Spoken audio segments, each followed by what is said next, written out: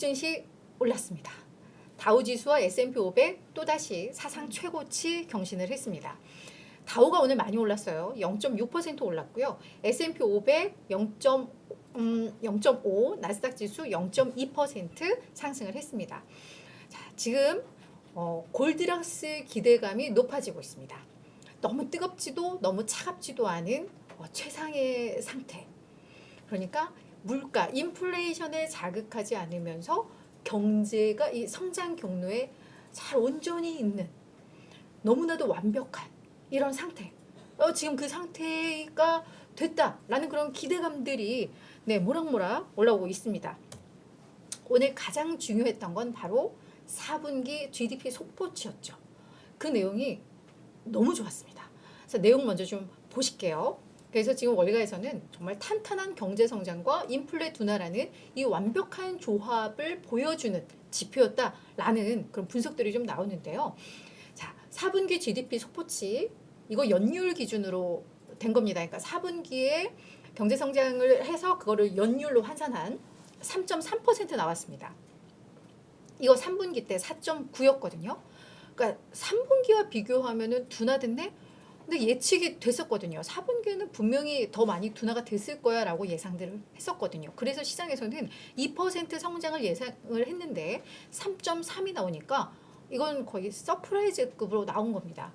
그래서 왜 이렇게 경제 성장률이 좋았나 봤더니 소비자 지출이 강력했던 것 같습니다.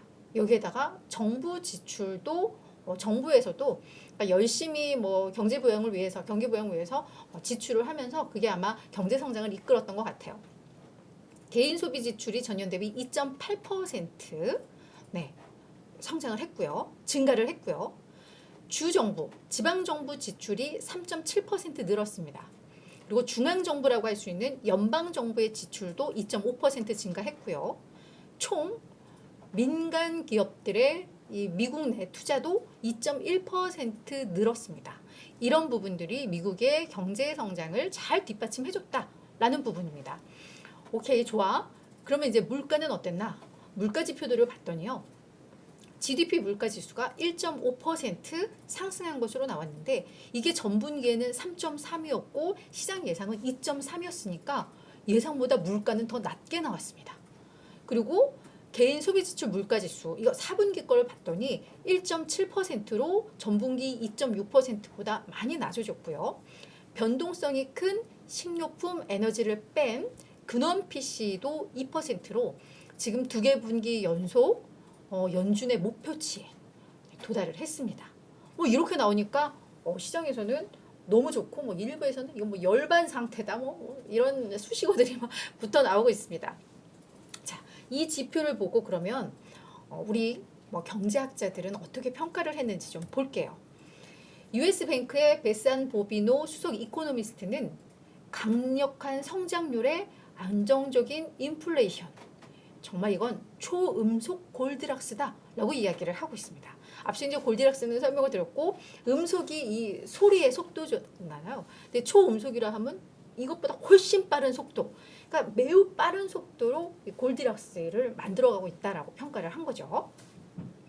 알리안츠 트레이드 아메리카의 댄 로스 수석 이코노미스트는 경제는 우리의 이 미국 경제는 경제학자들의 예상을 무너뜨리고 항상 뛰어난 성과를 거둔다.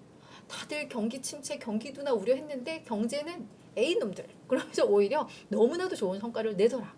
그러면서 이번 보고서는 너무너무 훌륭했지만 다만 GDP는 과거 지향적, 이미 과거의 지표인 거잖아요. 지금 우리는 벌써 2024년의 1분기를 살고 있는데 이거는 지난 4분기 거니까 과거 지향적이기 때문에 이게 자체가 시장 영향은 좀 제한적이다라고 또 약간 너무 흥분하지 말아라 워워 하는 분위기도 좀 있었습니다.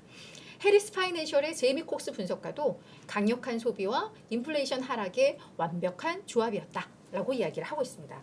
자, 우리 그럼 GDP 그냥 경제로 끝나면 안 되죠. 이게 결국은 금리 정책에 어떠한 영향을 미칠 것인가가 우리 투자자들은 더 궁금한 내용이잖아요.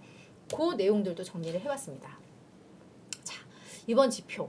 일단 물가는 잡혔다는데 그럼 연준이 금리를 인하할 수 있다는 이걸 청신호로 볼 수 있을까? 지금부터 보겠습니다. 판테온 매크로 이코노믹스의 이안 셰퍼드슨 이코노미스트는 뭐라고 했냐면요. 연준은 인플레이션이 어떻게든 반등할 것이라고 판단할 타당한 이유가 없다면 금리를 인하해야 할 것이다. 그래서 3월이나 5월에 첫 인하가 이루어질 것이다. 이 이코노미스트는 물가가 안정된 부분에 지금 포커스를 맞췄습니다. 그래서 이렇게 분석을 했죠. 반면 옥스포드 이코노믹스의 라이언 스위트 수석 이코노미스트는 4분기 경제가 예상보다 좋았다. 3월 금리 인하 기대는 시기상조라는 우리의 견해를 강화시켰다. 경제를 보면 야, 경기가 이렇게 뒷받침되는데 왜 금리 인하를 하니? 라는 겁니다. 같은 지표를 보고도 물가 지표를 보면 와, 인하할 거다. 경제에 초점을 맞추면 경제가 이렇게 좋은데 금리를 왜 내리니? 엇갈립니다. 자, 이 두 가지를 복합적으로 해석한 내용이 있습니다. PNC 파이낸셜 서비스의 거스 포셜 수석 이코노미스트는 강한 이 GDP 지표는 연준을 너무너무 복잡하게 만들 것이다. 그러면서 FOMC는 그렇기 때문에 오히려 관망적인 접근 방식을 취할 수 있다. 라고 이야기를 하고 있습니다. 근데 이번 GDP가 딱 나오니까 정부에서는 뭐 환호했어요. 바이든도 뭐 우리의 승리다라고 하면서 우리가 결국 경제를 바닥을 찍게 하면서 물가는 잡았다 뭐 이렇게 했는데 연준은 속내가 좀 복잡하죠. 일단 지표를 딱 보면 경제는 좋고 물가는 안정적이야. 근데 경제가 좋다는 건 그만큼 어떤 소비의 수요, 서비스나 제품에 대한 수요가 늘고 있다라는 거고 이게 결국은 수요가 늘면 이건 인플레이션을 또 자극할 수 있는 부분이잖아요. 그렇기 때문에 지금 경제 뭐 이런 상황에서 괜히 섣불리 금리 인하를 했다가 인플레가 또 자극되면 어떡하지? 이런 고민이 나올 수 있다는 거죠. 그렇다고 금리를 안 내리자니? 인플레이션이 이렇게 안정적인데 이걸 무슨 명분으로 금리를 안 내리지? 이제 이런 고민이 된다는 거예요. 그래서 이제 아마 지금 내리지도 뭐 동결하지도 못하면서 아마 우리는 더 많은 데이터를 원합니다라고 하면서 그러면서 이제 시간을 끌 가능성은 좀 있다라고 해석들이 좀 나오는 겁니다. 자, 근데 우리 그럼 시장에서는 이걸 어떻게 보는가? 이 패드워치 CME의 패드워치상 우리 트레이더들은 이걸 어떻게 베팅하나 봤더니 일단 물가 압력이 둔화됐으니까 금리 인하 가능성 높아졌지라고 좀 보는 것 같습니다. 그래서 3월 금리 인하 기대감이 계속 낮아졌었잖아요. 그래서 어제만 하더라도 금리 인하 기대가 한 40%였는데 이게 요 지표 확인하고 나서 50%로 높아졌습니다. 그렇다고 해서 막 흥분하지는 않아요. 다만 물가가 안정되면 금리 인하 그래도 하겠지라는 기대감이 조금은 더 높아졌다. 이렇게 해석을 해보면 좋을 것 같습니다. 자, 그 밖에 이제 다른 이슈들을 좀 보자면 주간 신규 실업수당 청구 건수 21만 4천 건 나왔습니다. 이게 전주 또는 시장의 예상보다는 또 높게 나왔어요.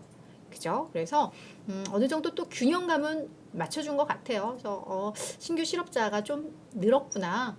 기업들이 구조조정을 하는구나. 비용 절감을 위해서. 이렇게 나오면서 우리가 막 경제에 막 흥분해 있을 때 약간 또 톤 다운을 시켜주는 그런 역할을 좀 했던 것 같고요. 두 번째, 12월 신규 주택 판매입니다. 이것도 연율로 계산을 한 건데 전월은 물론 시장의 예상보다 좋았습니다. 그래서 이건 왜 그러냐면 지금 금리가 그래도 시장 금리가 떨어지고 있잖아요. 그래서 30년 만기 모기지 금리가 지금 뭐 8%막 웃돌다가 지금 7% 밑으로 그러니까 6%대 후반까지도 낮아지면서 아마 주택에 대한 수요도 늘고 있는 것으로 보입니다. 그래서 이런 또 주택 지표는 또 잘 나왔다 이렇게 보시면 될 것 같고요. 또 하나는 국제 유가입니다. 마지막으로 배럴당 77달러를 넘어섰어요. 이게 3월 인도분 서부 텍사스 원유 요 가격인데 전일 대비 한 2.6%나 오른 겁니다. 그래서 이 유가 흐름도 저희가 좀 봐야 되는데 아마 지금 미국의 일부 지역들이 어마어마한 지금 한파에 좀 고생을 하고 있는 그런 상황이잖아요. 그래서 한파가 오고 하면은 어떻게 보면은 이 에너지에 대한 수요가 는다라고도 볼 수가 있겠죠. 난방에 대한 수요가 느니까. 다만 이 한파가 너무 심해지면서 요 원유 생산이 일부 중단이 됐대요. 아마 요 생산 시설들도 한파로 인해서 영향을 좀 받은 것 같습니다. 그래서 공급이 조금 차질을 빚고 있고, 거기에다가 중국이 이제는 뭐 증시부양책, 경기부양책 계속 발표를 하고 있잖아요. 그에 따른 수요 증가 기대감, 게다가 미국 경제 지표도 좋으니까 미국에서의 또 수요 증가 기대감, 뭐 이런 것들이 맞물리면서 국제 유가는 올랐다.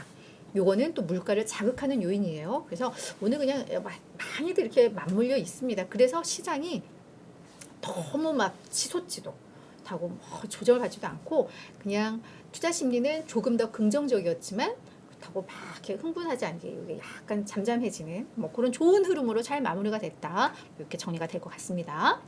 이웃TV 구독을 하시면 흥미롭고 재미있는 미국 종목 정보를 빠르게 받아보실 수 있습니다. 미국 주식이든 국내 주식이든 변동엔 이유가 있습니다. 자연히 모든 투자에도 이유가 있어야 합니다.